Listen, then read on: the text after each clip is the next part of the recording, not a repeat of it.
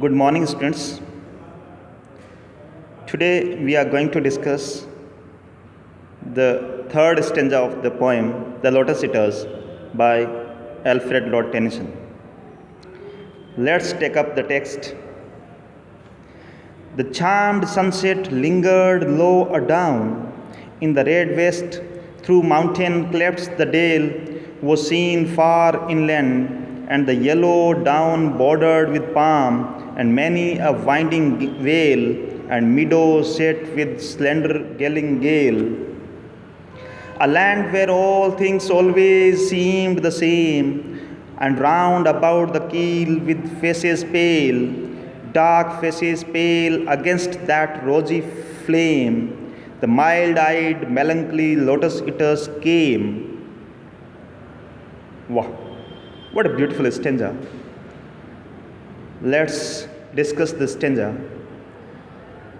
The poet describes in a very lively manner, in a very sprightly manner. The poet says, the sunset seems enchanted, lingering as if unwilling to end. The sailors saw from a distance the plain land between the mountain peaks. The low hills, the valley, and the plains all appeared covered with yellow lotus. There were palm trees on the edge of the hills. The sailors saw the inhabitants of the inland. They had dark and pale faces. They looked sad and depressed. Their dark faces appeared pale against the rosy and glowing background of the sunset behind them in the west. It was an island in which all things always seemed unchanged. The sunset, the valley, the meadow planted with fragrant trees were equally idle and lethargic. It was a dreamy land with everlasting silence where no change took place, for change of every kind implied toil and labor. The natives were full of melancholic thoughts that arise after inaction and over satisfaction of desires. Their cheerless looks harmonized with the cheerlessness of the land in which they are lying now. This is the distinctive and unique feature of this land. Change is unknown here, and the land is not affected by any change of the season or time.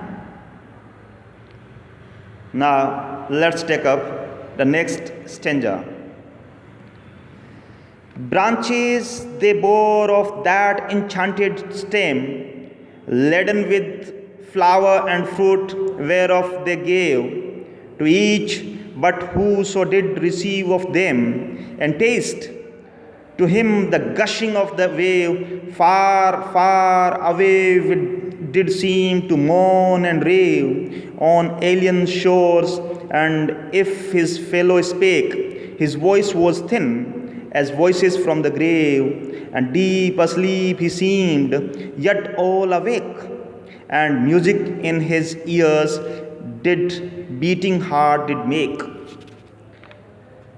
In the fourth stanza, the people of the land of lotus eaters had brought with them branches of the lotus plant, laden with fruit and flower, which they gave to the mariners.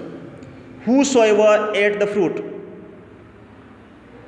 fell into a sort of torpor and became quite indifferent to the things and the persons around them.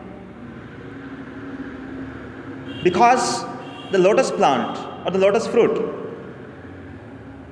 had an intoxicating effect on the eater. To one who tasted the lotus plant, the waves of the sea appeared to make a sad and angry sound at a great distance on the shores of some foreign country. The sound of the sea no longer reminded them of their homeland, that is Ithaca, across the ocean. All sounds seemed to them to be receding far, far away from them. The poet here says that To one who tasted it, means the lotus fruit, the voice of his companions who spoke sounded as feeble or weak as the voice of the ghost of dead men coming out of the grave or the tomb. Moreover, he seemed to be half asleep or drowsy, even though fully awake, and his throbbing heart made music in his ears. He could hear the beating of his own heart. Though the lotus eater is very much awake, is very much conscious, because his eyes are quite open, but he is under the spell of this lotus fruit. He is not able to move.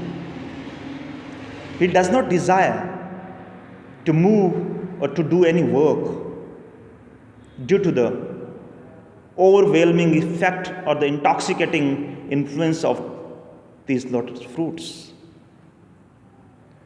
Dear students, let's take up the 5th stanza.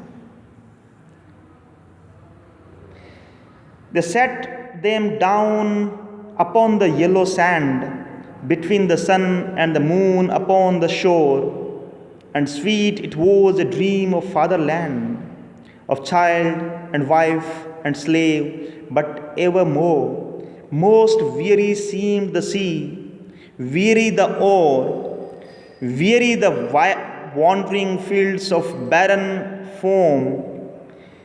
Then someone said, "We will return no more."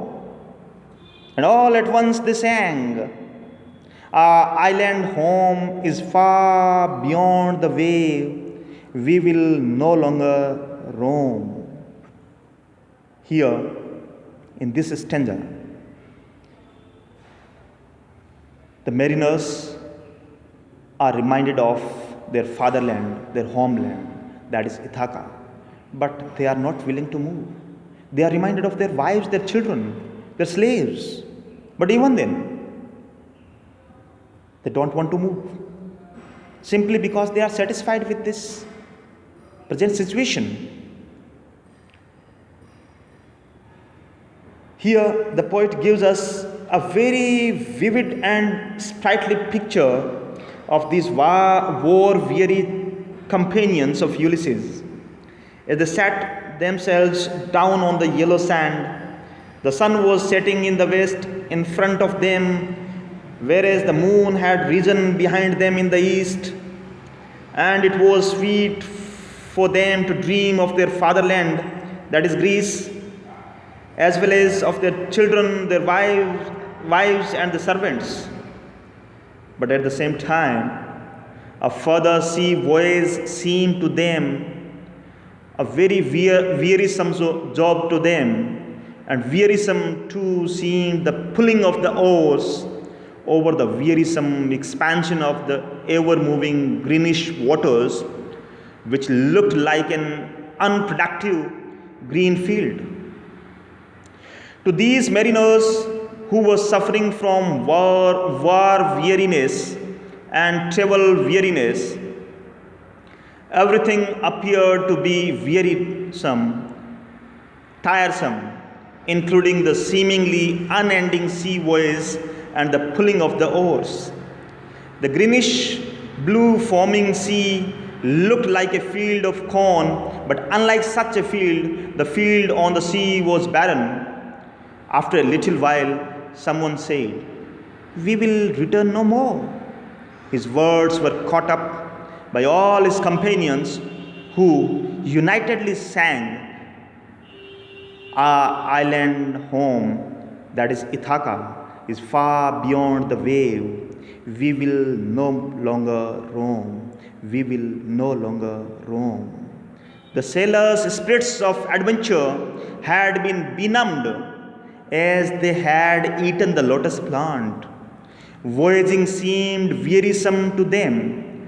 Now, even though it held out to them the near prospect of meeting their wives and children and friends, but they are in a mood not to move even a single inch, simply because they are under the spell of or the influence of this lotus fruit. The sea is doubly wearisome because it is ever restless and barren. As the waves of the sea rise and strike against one another, foam is formed on their surface. It's a vivid picture of the stormy sea, covered with vast stretches of the foam and looking dull and disgusting. That's all for today, and have a nice day. Thank you.